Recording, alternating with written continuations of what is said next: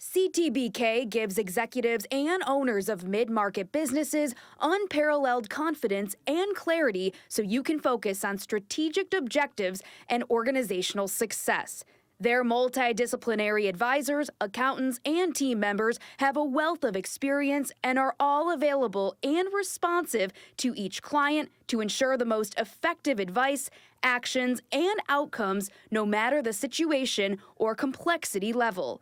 That experience base and one-team approach, combined with integrated and efficient way of operating, enable them to be truly proactive partners, doing the best thing for their client every time. Visit ctbk.com or call 716-630-2400 to learn how CTBK can work for you. Hey, it's your boy Pharrell. I'm a huge fan of Tim Graham and Friends. Then again, who isn't? Shake it, ooh.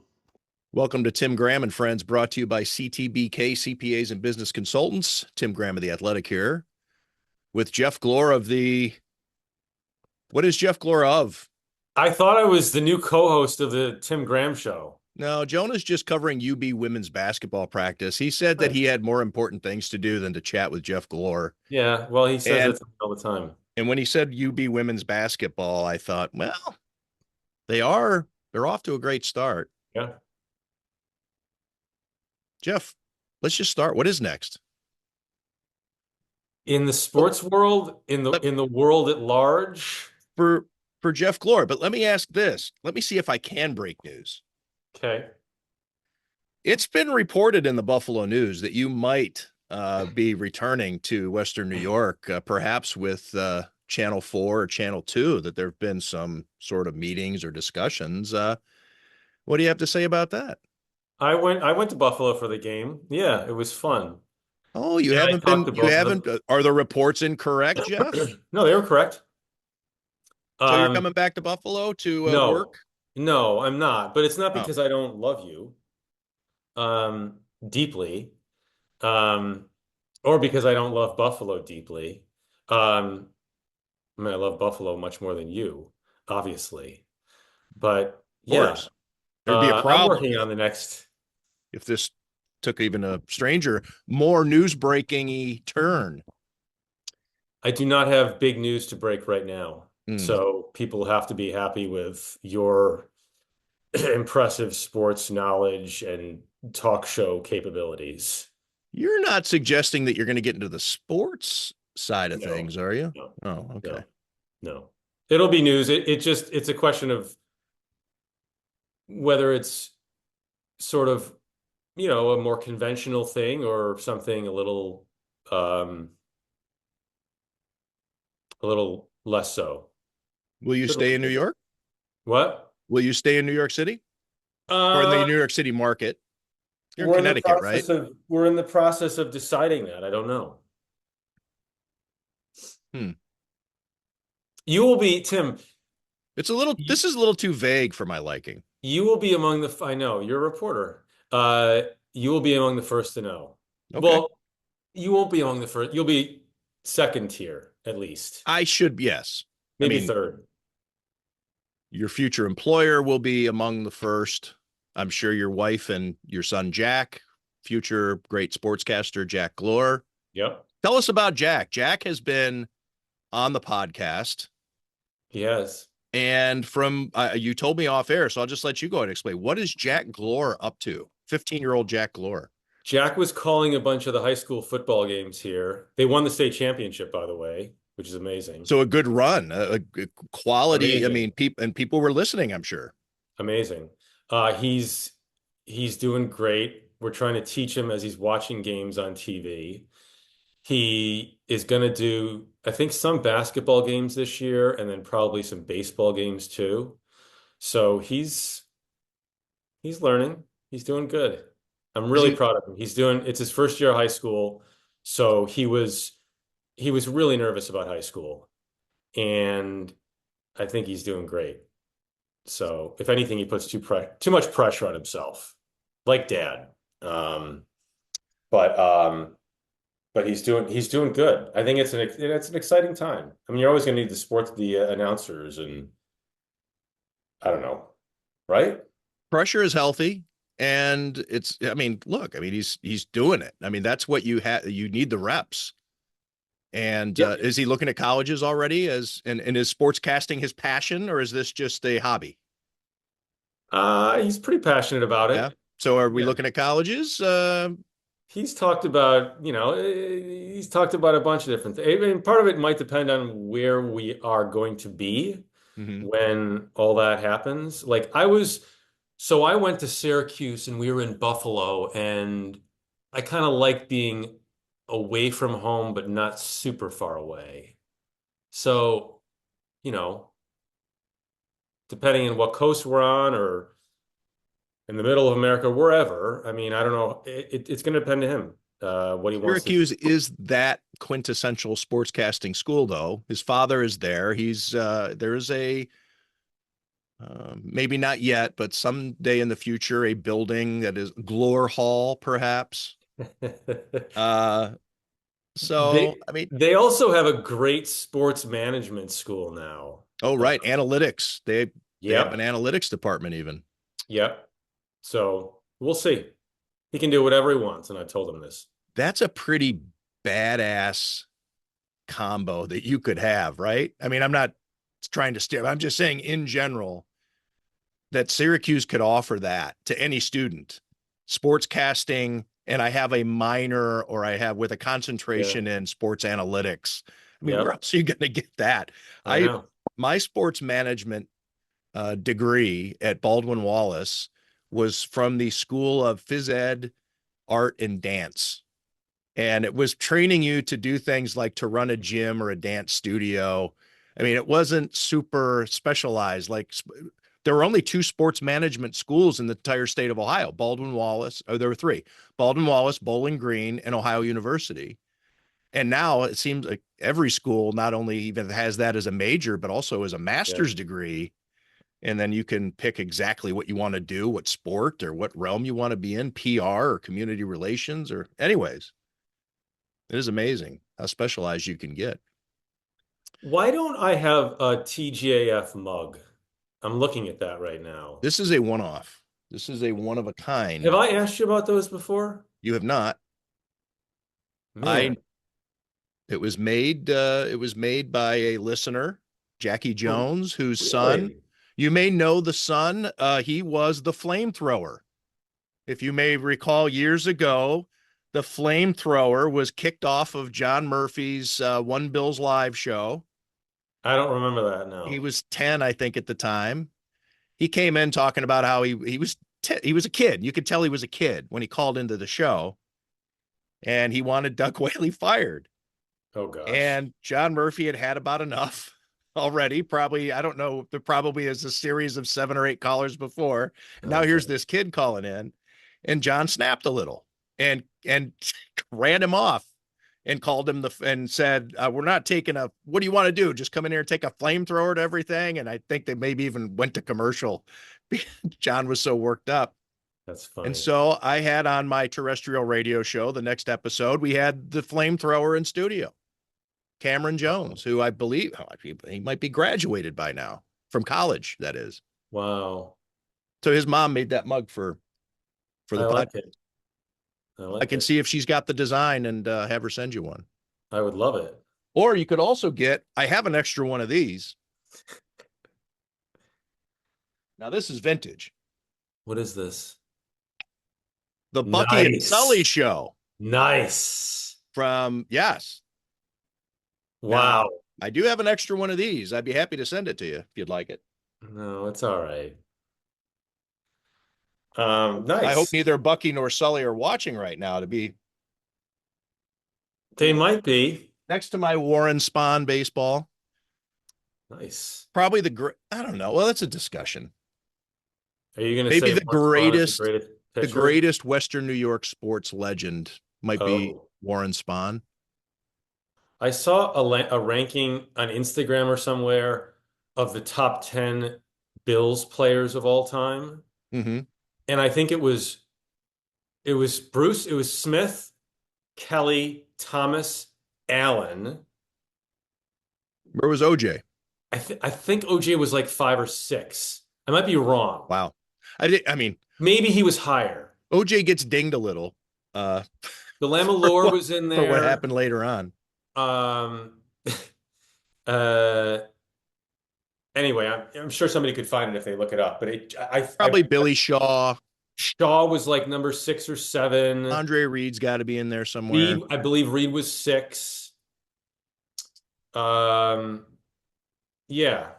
I mean, and obviously you figure, I'm pretty sure Allen was 4 on that list. I think Josh Allen. Now, I didn't go back to the Super Bowl years, so but I've been doing this for 30 years now, probably 25, or I would say 30 of those years, or 25 of those years covering major league sports, the National Hockey League and the NFL and a little bit of this, a little bit of that. But my boxing covering that, if you want to count it. I mean, I covered Mike Tyson and Oscar De La Hoya and Lennox Lewis and a lot of greats. And maybe I'll put together a list. Josh Allen might be, no. I'm sorry. Dominic Hasek's number 1. Josh Allen's in probably my top 5 for sure of players I've covered. And I think he's got a chance to be one of the all-time greats in the sport, not just for me, but in the sport. I think he's a Hall of Famer already. You just mean in terms of like talent and fun watching and everything Guys else. I covered. Yeah, I think he might be number 2 to Hasek right now. Why would Hasek be number 1 over I mean, Allen? he was otherworldly. I mean, I think he's the greatest goaltender of all time. Yeah. And that includes all the guys I never saw play. And Dominic Hasek peaked at what age? He was in his mid to late 30s still. Yeah. I mean, he was playing at 40. Yeah.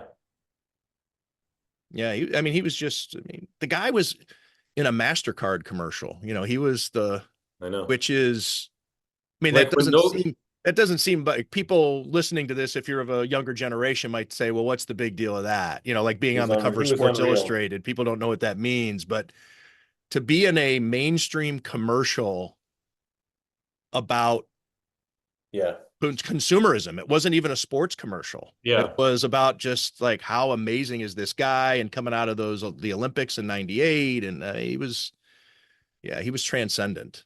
But my hockey, point is which is hard and to do. I know goalies take time, which is why the Levi situation has been, we knew was probably going to be frustrating. But I mean, like when no goal, for example, happened, like he had to have been at least 33 or 34. Yeah, let me look that up. Maybe a little younger. Just so we're not guessing. But yeah, he'd already won the Hart. I mean, he was, goaltenders didn't win MVP awards, and he won a bunch of them. He won a slew of these. So and even after he left the Sabres too, right? Yes. Yeah. Hasek, well, good memory, Jeff. In the 98-99 season, which was the no-goal season, he was 34. There you go.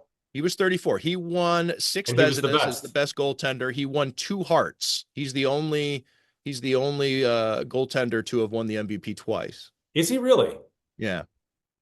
Like Wah never did that? No.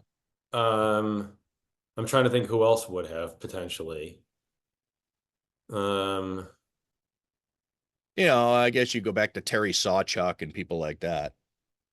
You know what I reread recently is Ken Dryden's book. Sawchuk was never an MVP. Patrick Waugh. Let's just do this for the record here, Jeffrey. Well, here, I'll research as we're talking. None. No Harts. Three-time playoff MVP. He's got 3 Smythes, but Brodeur never won an MVP. And he's next. Fuhr. Well, Fuhr was never the MVP of his team. I mean, he played with Gretzky. This is true. No Harts for Martin Brodeur either.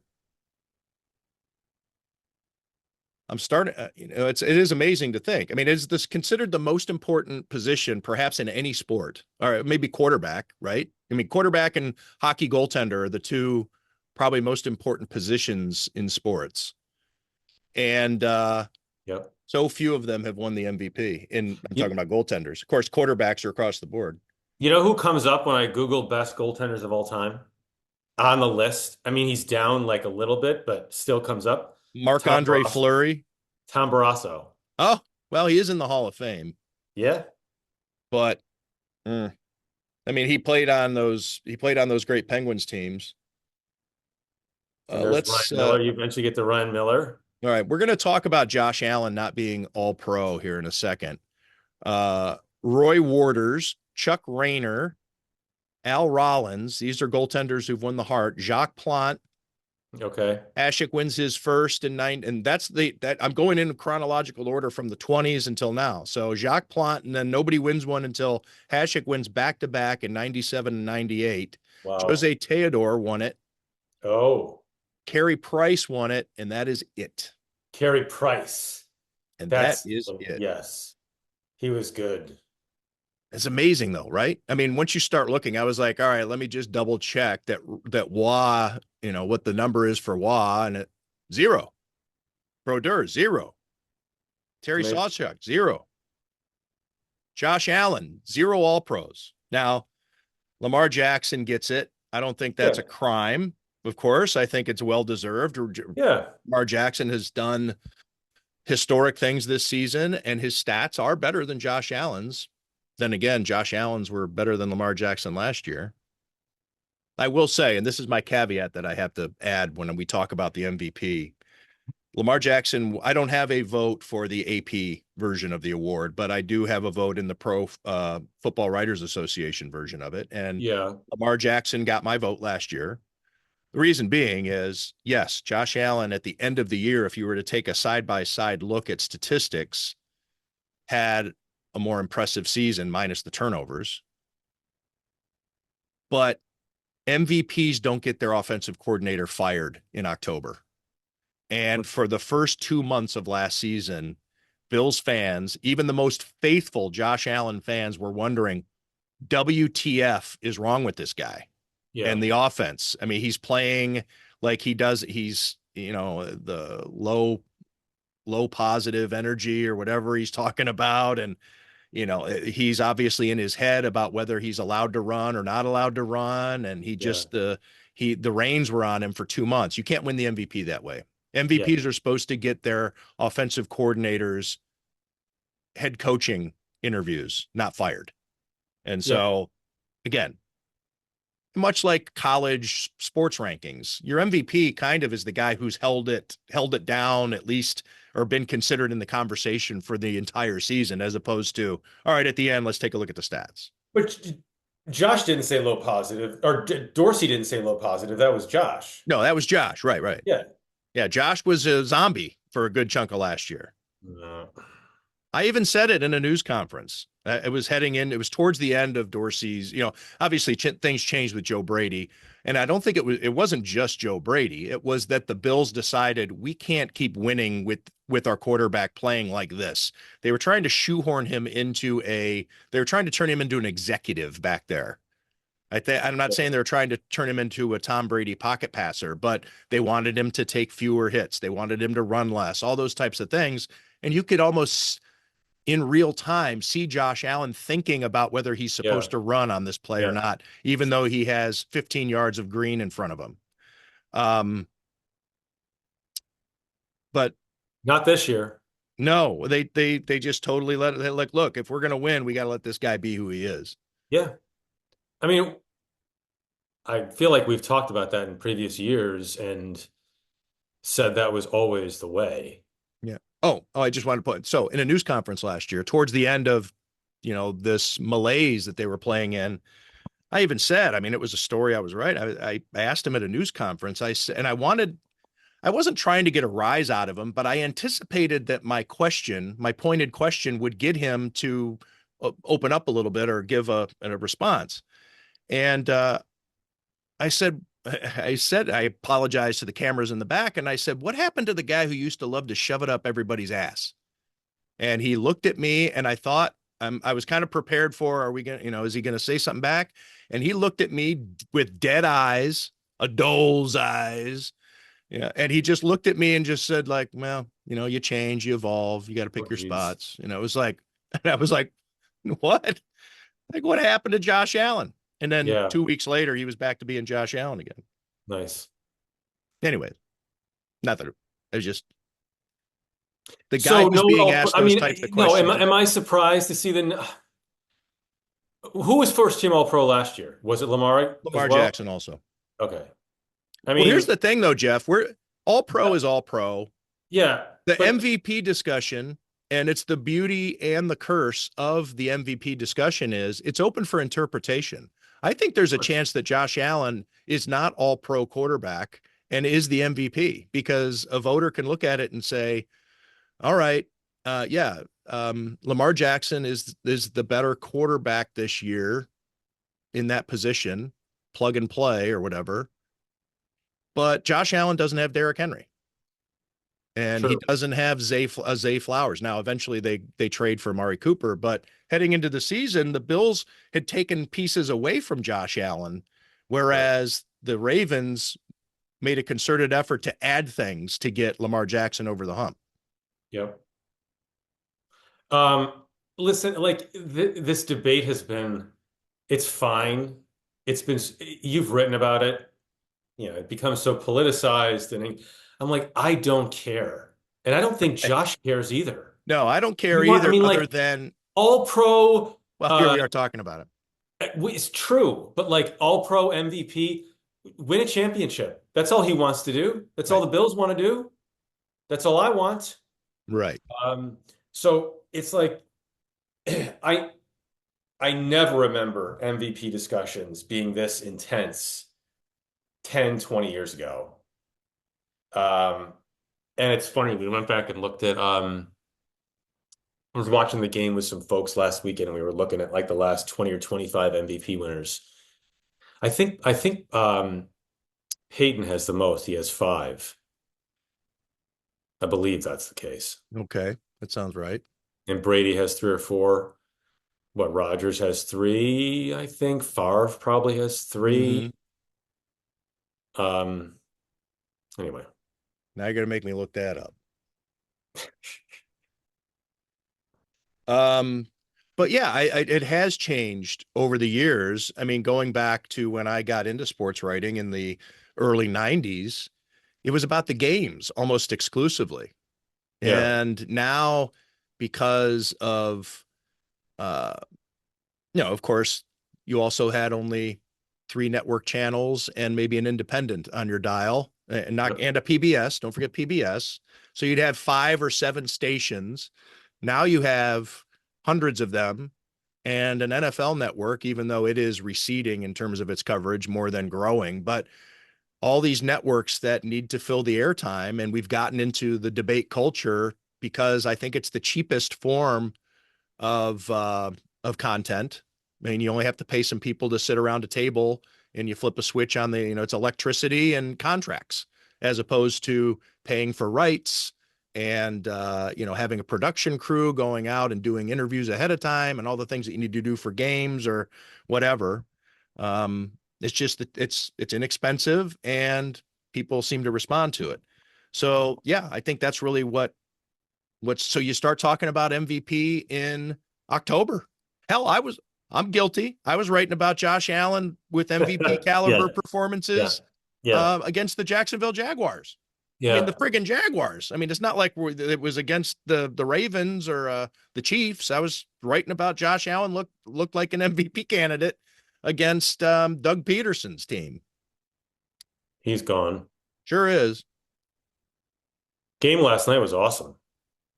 It was. And it's the first one, I think, of this tournament that has been Yes. exciting. I mean, they've been, and the bowl games haven't been great either. You have the transfer portal and kids leaving early, but yeah, um, I'm watching it. I'm watching it last night. I ended up Jack stayed up for it. I didn't, but I rewatched some of it just because I had heard such great things. I was on the bike this morning, but I I'm watching it like the second quarter. I'm like, man, Penn State, I think they're just too big and like too talented. And I don't know what happened, whether Notre Dame just hung around or imposed its heart. I mean, obviously they got a late turnover, but What a game. Boy. Jeez. Brett Favre has 3 MVPs. Yeah. Peyton Manning has 5. You were right. Yeah. Tom Brady has 3. You were right on that Oh, one. I said 4. Brady Oh, has 3. Brady has 3. Aaron Rodgers has 4. Aaron Rodgers has 4. Not this year. Well, we don't know for sure. The voting hasn't been revealed yet.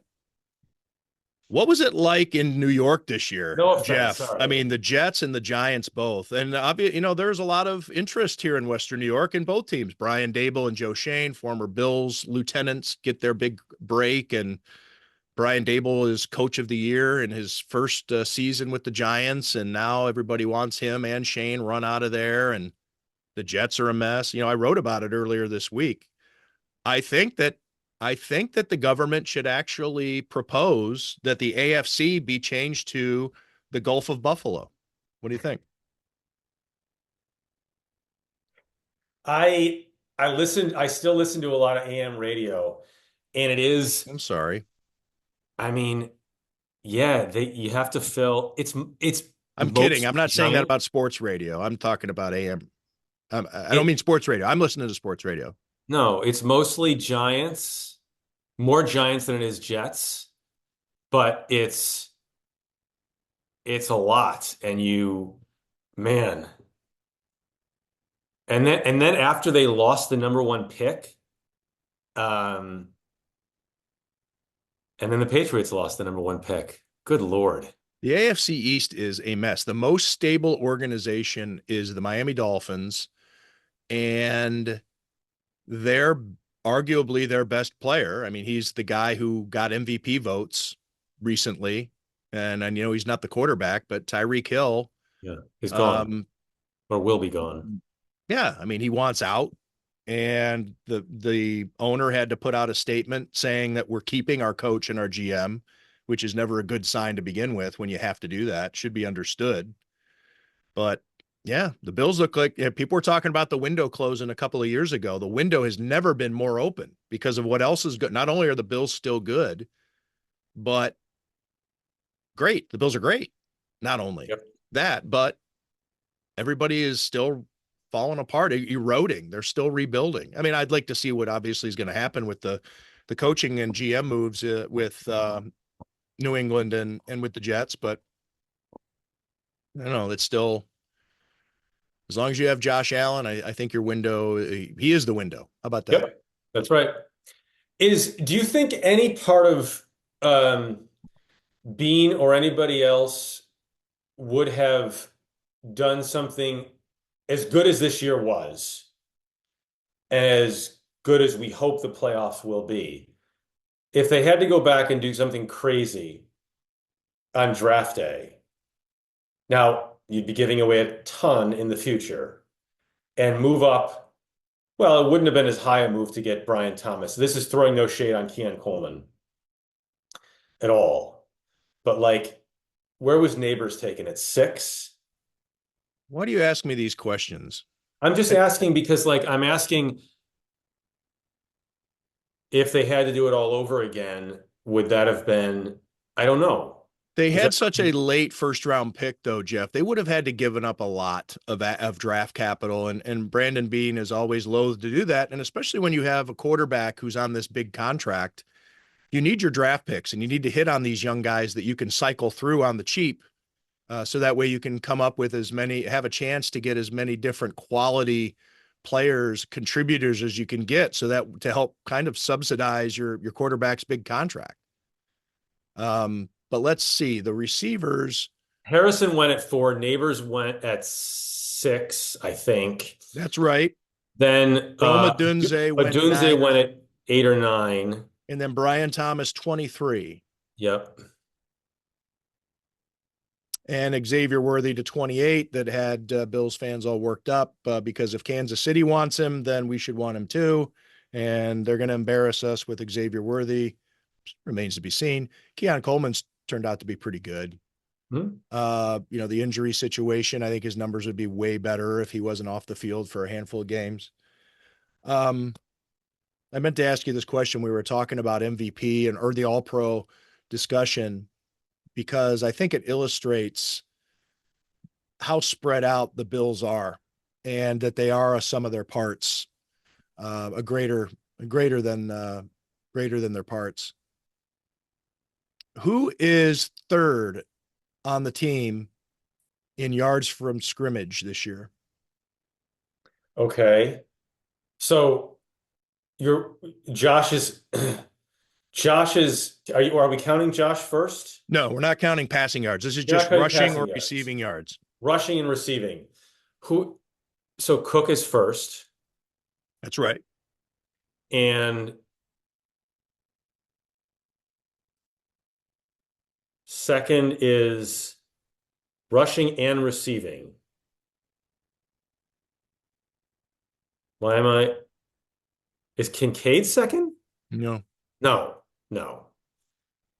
Is it another running back? no. What other receivers am I missing? It's Khalil not Cook. Shakir is second. Shakir. Yes. Okay. Sorry, buddy. Sorry. I knew that. Who is third? I think this is Ray illustrative. Davis. Yes, you got that one right There away. you go. But the third string rookie running back is your third most productive offensive player in terms of yards. He had a John couple big Coleman is receiving fourth. games. And then Josh Allen on his rushing numbers. Josh Allen is fifth. Then Ty Johnson is sixth. Wow. Dalton Okay. Kincaid only had 448 yards this year. Mac Hollins 378. Dawson Knox 311. Amari Cooper 297 after the trade. Curtis Samuel 267. I mean, that to me also is a feather in Josh Allen's MVP candidacy. Yeah. Because he is obviously the guy who makes all this go. There's no linchpin. There's no guy for him to just turn and hand it to, although James Cook has been good, but it seems like no matter who's back there can be productive. I mean, I don't think that Ray Davis is as dynamic as James Cook. I'm not saying that if you just gave all the carries to Ray Davis that the Bills would have the same production, but I don't think it would be falling off a cliff like you would have in Baltimore with Derrick Henry out of the lineup. In the Bills' late 80s, early 90s glory years, so obviously it was Reed and Thomas, and Lofton came in at some point, but it was Metzelar's. I'm trying to think of the other receivers. Yeah, it was like a conglomeration of dudes. Beebe. Don Beebe. Tasker was plugged in there for a little bit. Copeland. I mean, there were all kinds of dudes. I don't know, when was Brooks? He was before that, though. I mean, right? there wasn't this huge collection of. I mean, Jim Kelly wasn't throwing to 10 different guys in a game. So, I just picked a season just for the hell of it. 91. Fourth was Kenneth Davis, but he had 742 yards, which is a lot more than Ray Davis did. Thurman Thomas had over 2,000 yards from scrimmage. Andre Reed, 1,249. James Lofton, 1,072. So those are three big ones. Yep. Bills this year have one guy over 1,000 yards. That's James Cook at 1,267. And from there, it drops down to Shakir at 825, and then Ray Davis at 631. Let's take a look at the last Super Bowl year, because that was no James Lofton. That would be... Lofton was retired by that point? He was off to, I think, the Raiders, or he'd gone somewhere else. Maybe. Maybe Raiders. Thurman Thomas, 1,700. Andre Reed, 875. Bill Brooks, 744. Pete Metzelar, 609. So that is way there you go. Tamped down. Yep. Compared to the dawn of the K gun. Now I'm just got to look up. You make me look too much stuff up. I know. No, James Lofton actually was Raiders before the Bills. Then he went to the Rams and then finished with a season in Philadelphia in 1993. Interesting. So, Jeff, your thoughts on Sunday? Well, I'm nervous. I'm not as nervous as I'll be if they win. You were nervous about Cincinnati. You didn't Oh, I pick would have the been very nervous Bengals. about Cincinnati for sure. Is this the least of the three? The ones that you would be least if you of heading into last week, Denver, Miami, um, Cincinnati. What was your order? What was your preference? Jack and I were debating this. He says Miami. I don't know. I mean, I'd take either Denver or Miami, I think, but I don't, none of these are gimmies, man. All of these wild card, the Bills have so many blowout games the past few years. All of these games end up being close. What, there was like a Colts game just a couple years ago, it was close. The Steelers game, I think it was last year, was close. It's probably gonna be close again. The Broncos regular season game came into Highmark Stadium as 7.5 point underdogs. And of course, it's not Bo Nix at quarterback. It was Russell Wilson. But it is Sean Payton's team, and they won. That was Taron When was that? Johnson had a late deep ball interference call. The Bills then line up to block the field goal, and the field goal is missed. Oh, that game. 12 Oh, men that on the game was field. that Denver game was gets a piece another of shot. This garbage. is on Monday Night Football, and the Yeah. next day, Ken Dorsey is fired. Yep. I remember that game. I think I was in Mexico uh when that game was happening and I was watching it. Oh, that was a frustrating game. I think that maybe the game that sent them to like six Five and and five. five or something, five Five and and five. five, and yeah. Good Yeah. times. The first half of last year, more than the first half, the first 2/3 of last year was brutal. You can thank that game, Sean Payton. At least it's obviously was the thought had been percolating. I don't think that Sean McDermott woke up that Tuesday morning and decided to fire Ken Dorsey. I'm sure he'd been giving it some thought, but I guess you could at least thank 12 men on the field, Yeah. Matt Smiley's special teams unit out there, as starting the Joe Brady era. Here's what they have, I think, going for them on Sunday. Sean knows, at least in the past, he's shown he knows how to game plan for young quarterbacks, especially, and mobile quarterbacks. I don't know. I mean, the Broncos don't have an amazing running game, do they? No, not really. Okay.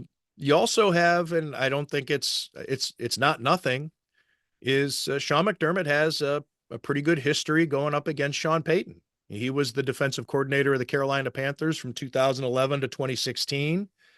And he was the defensive play caller versus the head coach. It wasn't like two defensive coaches going up against each other. He was calling plays against Sean Payton, the Saints play caller. You could Nice. say, and McDermott's record is 5-5 in those games. He also, in the Bounty Gate season, when Sean Payton was suspended, the interim coach was Bills offensive line coach Aaron Kromer. And McDermott went 2-0 Oh, against Kromer. oh man. So How about that? I now you forgot. could say, well, the Carolina Panthers also had Cam Newton. Well, yeah, okay. Well, the Saints had Drew Brees. So yeah, I mean, we can play that game. But Sean McDermott has put considerable brain power to playing chess against Sean Payton, going back several years, a long time. So I think that could make for an intriguing matchup too. I don't So think that Sean Payton's going to McDermott is still surprise Sean calling all the McDermott. plays. He's still calling all the plays on defense, correct? No, Bobby Babich is. He calls Babbage Yes, calls all of them. right. Okay, I should have known that. Sorry. Um, You've been busy this year. You've had a I busy knew fall he and was. early winter. Is does does Josh get a chance to call plays I'm like sorry. Kelly did? Well, at the line, sure. I mean, they work on all. I mean, he sees things at the line, but no, Joe Brady's calling those plays.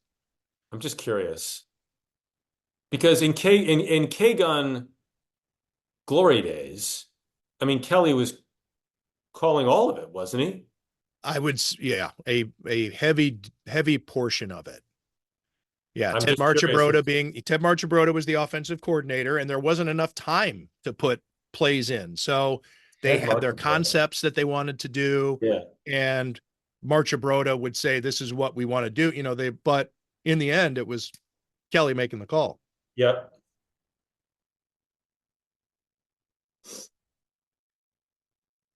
Sorry, I'm just getting over my creeping death. You need to stop drinking coffee when you I have a didn't cold. realize this. You, We can discuss this as a public service announcement. I, For years, have thought when I had a no, sore throat, I just wanted something hot on my throat, and I would drink coffee. listen, I love coffee. I think we both love caffeine, but yeah, I think like hot tea is better. But not only is hot tea better, I've learned that coffee is bad. It makes it worse, right? Oh, well, I think because it's a diuretic. I mean, it's gonna like dry you out. And I think, right, the caffeine Well, and that's all I got right now. And I'm in Graham Central Station here in my pod lair. And I'm not going to get up and leave you here because you can't be trusted to say anything. I can't, you need to be watched. you should mute it for like 5 minutes so I can just go off. That'd be Like good. Would that be good? Is that on what your everyone. therapist, No, is it that what wouldn't your be good. therapist says you should do? It wouldn't be good. It wouldn't be good. I'm sure some people would enjoy it, but I would enjoy it. yeah, I know. No, not yet. Not yet. So yeah, You don't I'm want to give us nervous. any hints as to what's next? No, I don't really have any to provide. Okay. I mean, it'll be exciting, I think. This is the interviewer in me. Okay, you don't have to tell me, or you don't have to give me any hints, Hmm. but do you think you know what it's going to be? Yes. I like that. And I don't need to know more. I just want to know where you are in your process. You're nearing the end. Well, it's a You feel like process. you're nearing the end I- because there are unknown unknowns. You could quibble with, Yes. I might not be near the end because I don't know. But do you feel like you know what you're going to do? You already said that. You can't backtrack. Okay. Then just take that and we'll move on. Fine. Fine. We're going to need to wrap this up anyway because I'm about to drop dead. How are you? Oh Anything no. else we need to talk about here? Don't do Want to it. give a prediction? What do you think's going to happen on? Oh, good question. Are you and Jack going to come to Buffalo for any of these playoff games? We did get invited, but I can't go because I have to fly early the next morning. And he's got midterms and everything, and like, I feel bad. Nicole's like, "You got free tickets to the game, go." I'm like, we're not gonna go. So my prediction, how do you feel about 27-13? Well, the margin I'm okay with. But here's a stat for you. You think more scoring? Yes, I think it's going to be a little bit more of a shootout. I think it's going to be one of those games that at the end you look at it and you say, what a shootout. But if you watched it all along, the Bills were in control. You know those games? Like the Yes. Bills were always a step ahead. And okay, like Detroit, for instance, the Bills had that game. There was your nervousness aside, the Bills had that game from almost the start. But if you take a look at the score at the end, you're like, man, Detroit made it. It didn't really feel that close. The Chiefs were onside kicking with 12 minutes left in the game or whatever it was. So it wasn't that close. I think it's going to be a game like that. But here's the stat for you. Since week 11, the Denver Broncos are averaging, and just let me get the exact number here, 32.6 points a game since week 11. That's the third highest scoring team in the NFL since then. And they don't have a ton of great opponents in there, but they did have, and that includes the Kansas City junior varsity game. Exactly. But they also did play. Who do they play? I'm looking right now. They did have a good playoff team in there. So that stretch was Yeah, they beat the Atlanta, Bengals. Yeah, they scored Las 34 Vegas. on the Chargers. Yes. Okay. Yeah, the Chargers and the Bengals within the last 3 they've weeks. been scoring, no doubt. So they can do it. So I think I'm taking the over in this one. What is And the over-under? well, see, 47.5. Yeah, yeah, probably good. I like the over. Who are you taking tonight? I Wait, don't. this if somebody listens to this tomorrow, it doesn't matter. No, it's going to be posted here within an hour and a half of us wrapping up here. Um, I think Ohio State's going to crush them. You do. I That's do. what most people think. I do. Who Uh, else do you like in the who do you like in the games? Who else do you like in the games this weekend? I'm sure you like, well, you probably like the Chargers and the Ravens tomorrow. well, let me take a look at all of them so we can get them in order. I feel bad keeping you on now. No, it's all right. You're a mensch. Okay, so give me the Chargers. The Texans have been in a little bit of a downward spiral for the last couple of months. They win one and lose two. They got off to a really good start and were able to cling to that to win the AFC South. Now they're at home, but I like LA in that one. The Ravens over the Steelers. I don't think that's going to be much of a fight. The Bills to cover. The Eagles over the Packers. Packers being banged up. They are in trouble, I think. The Bucks That's Commanders. That's a good that's a one. tough game. And then the Vikings to win handily out in LA, which is strange that the Vikings are on the road in the first round of the playoffs, but that's how it works. The division winner hosts the wild card team, and the NFC North was just one of Are those. you sure about the Vikings winning handily in LA? Yeah, I'm fairly confident in that. Okay. What do you think? I think that I'm sometimes I'm confused by the Rams team I see. Like there was, and it's you watch the team against the Bills, and Stafford did not miss a pass, Right. and Puka Nacua caught 47 balls. And then you watch them against the 49ers or whatever the game was after that, and it's like it's challenging to get like 7 points. So Stafford looks like Billy Joe Hobart. I don't know. But we'll see. That could be an interesting game. I think, you know, it's possible the Commanders Bucks game is the most interesting one of the weekend. I don't really have a strong vibe on that. Now, the Steelers and the Ravens always play, they have a history, but look, I don't know. Well, we said that before the last game, and the Ravens killed them in the last game. Yeah, the Steelers just don't seem to have it. I mean, they played very well for the first 3 months. I don't know if they've been deciphered or if it's injuries here or there or what, but they're wheezing Yeah. at the finish line here, much like Houston. And I think that I think the game of the weekend might be Denver Buffalo, and the reason being is I think Bo Nix is fun to watch, and even if the Bills beat him, I think Bo Nix is going to have his moments. I think that's good for. I think it's going to be a fun football game. I agree.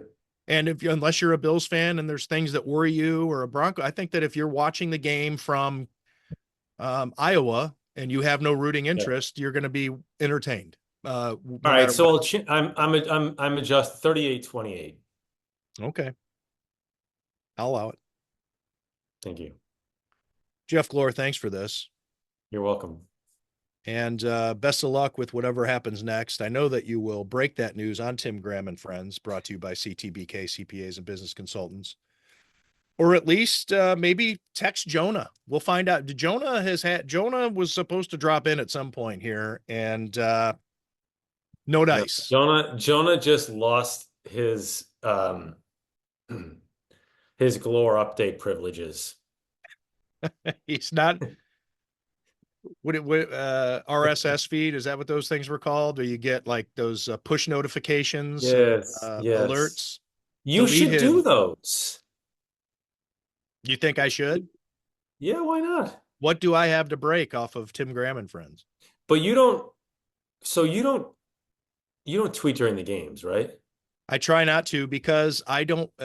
I mean, like Joe does, but you don't. And what I'm about to say sounds. I know it's going to sound arrogant as it comes out of my mouth, even before I say it. What a shocker!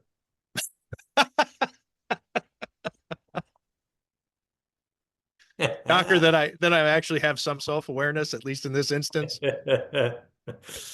is that I don't, if I come up with something that I think is interesting, and like, I don't want to be the guy who said, I don't want to be the 23rd person to say Dalton Kincaid is going to the blue tent.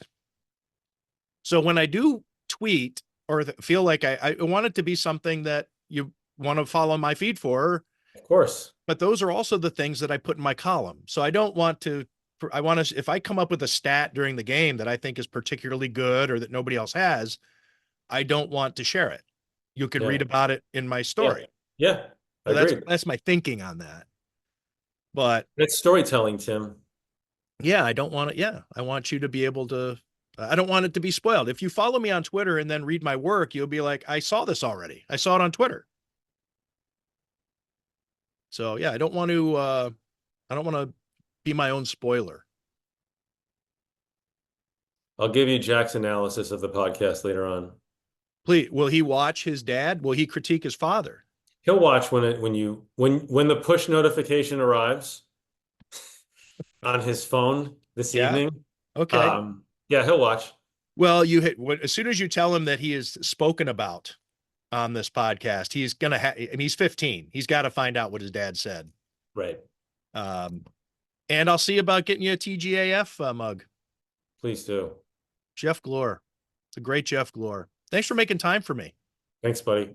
Always a pleasure. Thanks to everybody out there for listening, for watching Tim Graham and Friends, brought to you by CTBK, CPAs and Business Consultants. Please subscribe, like, comment.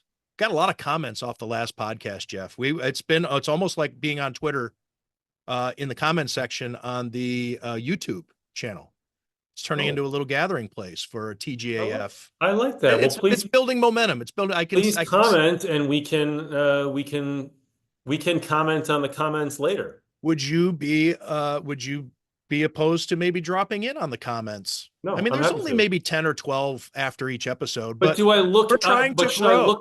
Should I look on X? Should I look on YouTube? Where do you want me to look at the comments? The comments are underneath the YouTube channel. Like we post the video on YouTube, and right underneath on YouTube, people comment. And if I'm sharing this, how am I supposed to do it the best way? Oh, I'm on Blue Sky. I tweet it out. However you wish. So are you on Twitter or X too, or no? I'm still on there, not as much as I used to be. I'm gravitating more. I'm leaning heavily towards Blue Sky lately. I do check my Twitter. People do reach out to me and comment. I also get DMs at Twitter a lot. You know, people send me story ideas or little tips or things. So I'll never not be on X. Twitter. I hate saying X. I will never not be on Twitter. Well, it is called X now, but yes. Yeah. Okay. Whatever. So, all right. Well, you tell me the best way to post it or repost it, and I will look at. Yeah, I'm happy to join. I'll give you a list of phone numbers, and you can call people up, like the phone list, and just check after you call and you get them. If they answer the phone, check it off. If they don't, you call back in like every 20 minutes until you get them. And it's only like 500 or so. I'll send you the phone list. Easy. Thanks, Jeff. And thanks to everybody out there for checking this out and humoring us and pretending that you're having a good time. All right. Love you. Go Bills. I love you too, Jeff. The financial needs of a business go beyond tax and attest services. That's why CTBK goes beyond accounting services and offers outsourced solutions through their affiliation with CFO Solutions Plus. These additional services allow clients to focus on their operational and long-term strategic goals. Trust CTBK's outsourced solutions to provide cost-effective, value-added financial services tailored to your company's needs. Call CTBK at 716-630-2400. Again, 716-630-2400.